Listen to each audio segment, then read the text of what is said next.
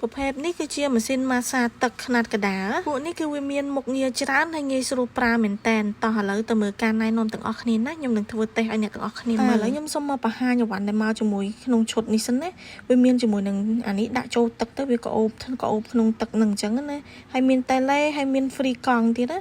ហើយអានេះគឺជាកន្លែងប្រើប្រាស់របស់វាហើយពពួកនេះវិញគឺអត់តញ៉ែញ៉ៃទេទាំងអស់គ្នាគ្រាន់តែបើកម៉ាស៊ីនមកគឺវារំញ័រវាបាញ់ពពុះមកតែម្ដងពិសេសហ្នឹងគឺវាមកជាមួយនឹងការកំណត់សីតុណ្ហភាពទឹកហើយយើងចង់បានកម្រិតប៉ុណ្ណាយើងសេរីបានបើបងជាវជាមួយនឹងម៉ាស៊ីនខ្នាតកណ្ដាលនិងខ្នាតធំពួកយើងនឹង free ជាមួយនឹងថ្នាំនេះណាពួកនេះគឺជាប្រភេទពួកឫសឈើកតិចឈើត្រាំក្នុងទឹកណាតោះឥឡូវយើងនាំគ្នាមកតេស្តម៉ាស៊ីនយើងទាំងអស់គ្នាណាពេលដែលបងបើកទៅគឺយើងអាចសេរីជាមួយនឹងសីតុណ្ហភាពវាបានណាបងចង់ដាក់ក្តៅប៉ុណ្ណាសេរីប៉ុណ្ណានៅពេលដែលទឹកចាប់ផ្ដើមក្តៅឧណ្ហហើយបងអាចដាក់ជើងចូលទៅបានណាចំណុចពិសេសរបស់ម៉ាស៊ីននេះគឺយើងអាចកំណត់នាទីបានជាពិសេសគឺវាមានជ័រដាក់ពីក្រោយនេះគឺធ្វើឲ្យជើងយើងកាន់តែហប់ក្តៅស្រួលខ្លួនមែនតើយើងអាចដោះចេញដោះចូលបានណាពួកនេះបើកន្លងនេះដើម្បីទទួលបាននៅតម្លៃពិសេសណា